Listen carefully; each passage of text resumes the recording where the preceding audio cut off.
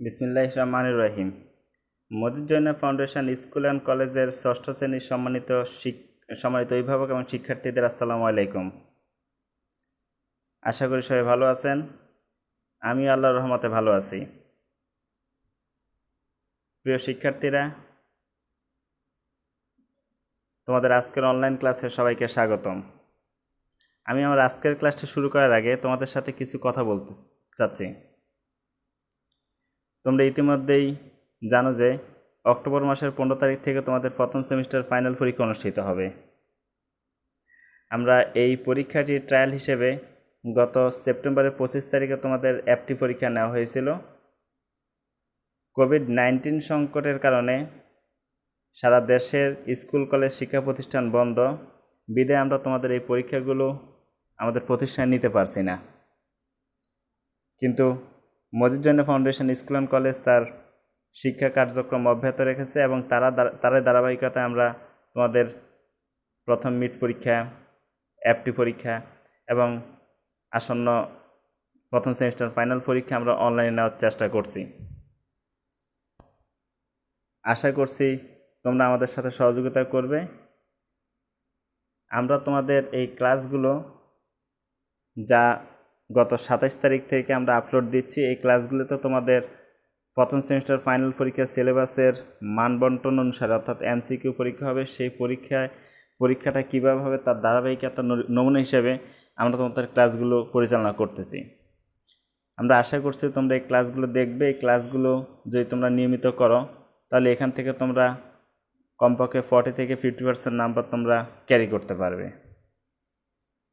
যেহেতু নৈর্ব্যক্তিক পরীক্ষা হবে, তোমরা বইয়ের যতগুলো প্যাসেজ আছে তোমাদের অ্যাডভান্স লার্নার্স বই দেওয়া হয়েছে, সেখান থেকে মডেল 1 থেকে 14 এখানে সিন আনসিন প্যাসেজগুলো তোমরা ভালোভাবে পড়বে, সে অনুসারে বাসায় চেষ্টা করবে। আশা করি তোমরা প্রত্যেকেই পরীক্ষা ভালো করবে।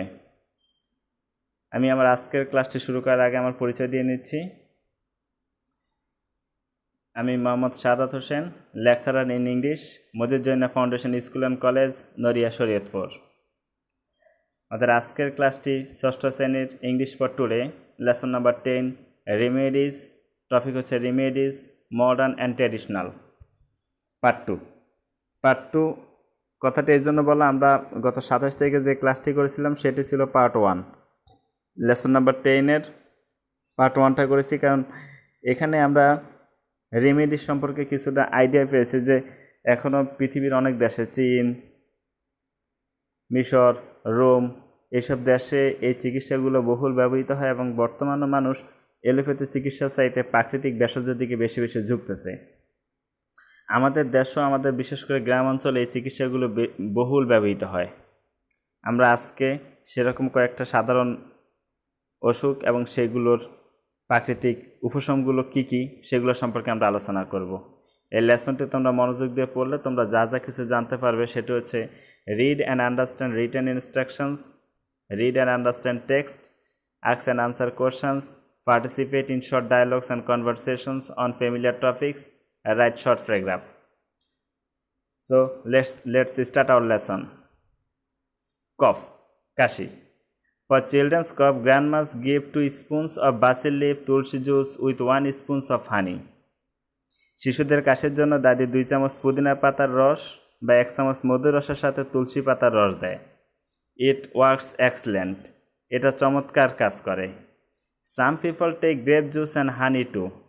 কিছু লোক আঙ্গুরের রস এবং মধুও খায়। It is also good for dry cough. এটিও শুষ্ক কাশির জন্য ভালো। Hot milk with honey is also useful in cough problems. কাশির সমস্যায় গরম দুধ মধুর সাথে উপকারী। You can take ginger tea which is also useful home remedy for cough. তুমি কিছু আদার চা খেতে পারো, যেটা ঘরে তৈরি প্রতিষেধক কাশির উপকারী। Cold, ঠান্ডা. Lemon juice is good for any cold because it contains vitamin C. লেবুর রস যে কোনো ঠান্ডায় ভালো, কারণ এতে ভিটামিন সি থাকে। Vitamin C increases body resistance. Vitamin C শরীরের প্রতিরোধ ক্ষমতা বৃদ্ধি করে। Lemon juice, hot water and honey together work well in healing common cold. সাধারণ ঠান্ডা হতে আরোগ্য পেতে একত্রে লেবুর রস, গরম পানি এবং মধু ভালো কাজ করে। টুথেক, দাঁত ব্যথা। In normal toothache, keep a clove in your mouth. সাধারণ দাঁত ব্যথায় তোমার মুখে একটি লবঙ্গ রাখো। Place it in between the aching teeth and suck on it. এটাকে ব্যথাযুক্ত দাঁতের মধ্যে রেখে চষো। You can even apply cold oil on the affected tooth. এমনকি তুমি ব্যথাযুক্ত দাঁতের মধ্যে লবঙ্গের তেলও ব্যবহার করতে পারো। Garlic also কিউরস টুথেক। রসুনও দাঁত ব্যথার উপশম করে। Place a cold of garlic on the aching tooth and much meanly. তুমি আক্রান্ত দাঁতের উপর এক কোয়া রসুন রাখো এবং ধীরে ধীরে চিবাও।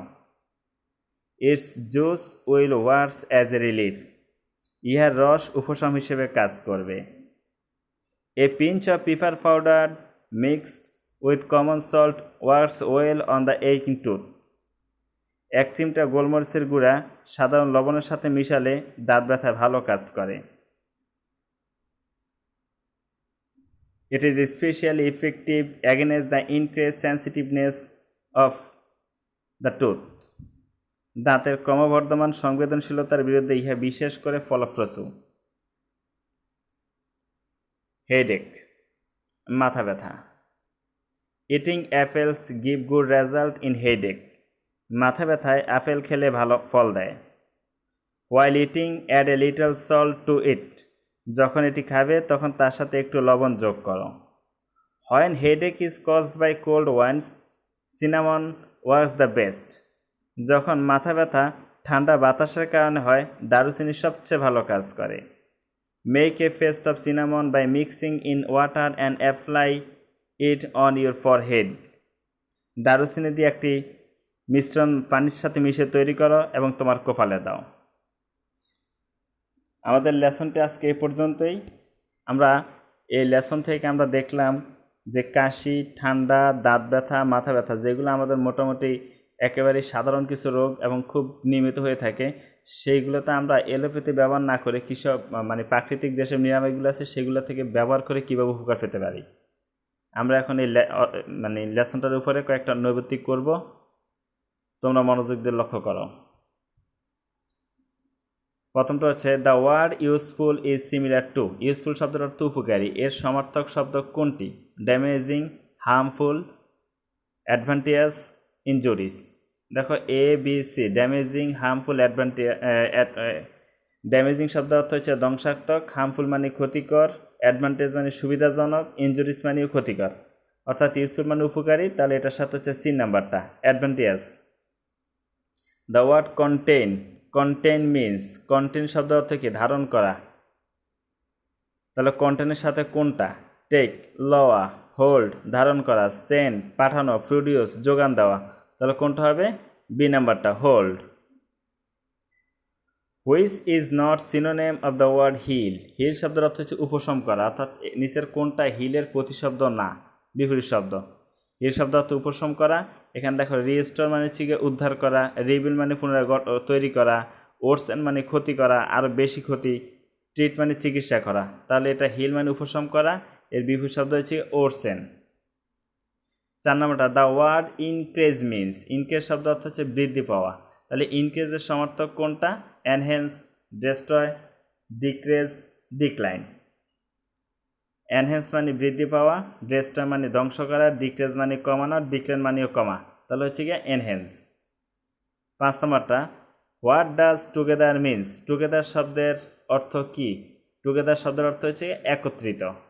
এখানে লেখো এ নাম্বারটা হচ্ছে লনলি, একাকী, ইন্ডিভিজুয়ালি, একা একা, সেপারেটলি, আলাদাভাবে, কালেকটিভলি। তাহলে আমরা দেখলাম টুগেদারের সাথে হচ্ছে কালেকটিভলি।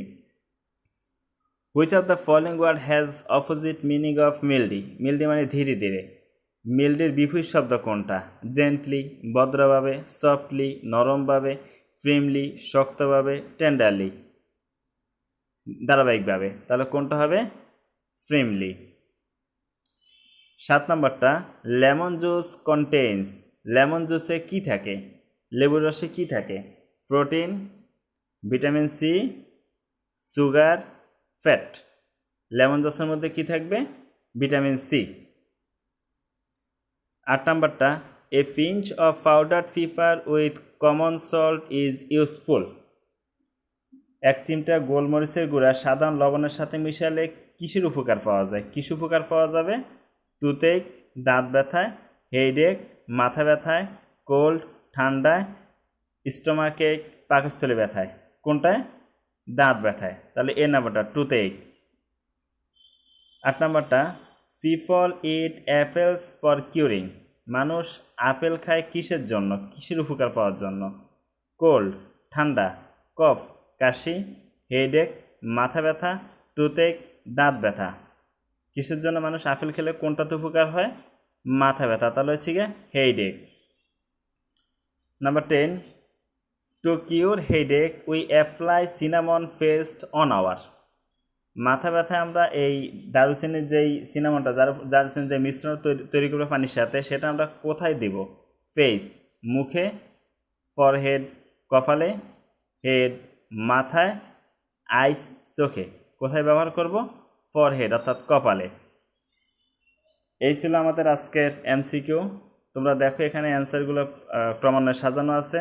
প্রথমটার উত্তর ছিল অ্যাডভান্টেরিয়াস, বি নাম্বারটা হোল্ড, 2 নাম্বারটা হোল্ড, 3 নাম্বারটা হচ্ছে সি নাম্বার ওরসেন, 4 নাম্বারটা এ নাম্বারটা এনহেন্স, 5 নাম্বারটা ডি নাম্বারটা কালেকটিভলি, 6 নাম্বারটা সি নাম্বারটা ফ্রেমলি, 7 নাম্বারটা হচ্ছে গিয়া বি ভিটামিন সি, 8 নাম্বারটা হচ্ছে এ টুথেক, 9 নাম্বারটা সি হেডেক, 10 নাম্বারটা হচ্ছে বি ফরহেড। তোমরা আশা করি বাসায় সবাই এই লেসনটা আরও মনোযোগের সাথে পড়বে। আমি 10টা নৈবত্তিক শুধুমাত্র অনুশীলন হিসেবে করে দিলাম। তোমরা এই পুরো প্যাসেজটা পড়লে এখান থেকে আরও অনেক নৈবত্তিক আসতে পারে। আশা করি সবাই বাসা অত্যন্ত মনোযোগের সাথে পড়াশোনা করবে, পরীক্ষার জন্য ভালোভাবে প্রিপারেশান নেবে, প্রত্যেকটা বিষয় নিজে যতটুকু পারো আয়ত্ত করবে। কোনো সমস্যা হলে তোমরা তোমাদের সাবজেক্ট টিচারের সাথে আলোচনা করবে সিলেবাস নিয়ে, অর্থাৎ সিলেবাস, তোমাদের মানবন্টন, এগুলো নিয়ে যদি কারো প্রবলেম থাকে তোমরা যেই টিচার ক্লাস নেয় তার সাথে আলোচনা করবে। সবাই ভালো থাকবে। সবাইকে ধন্যবাদ। Thank you.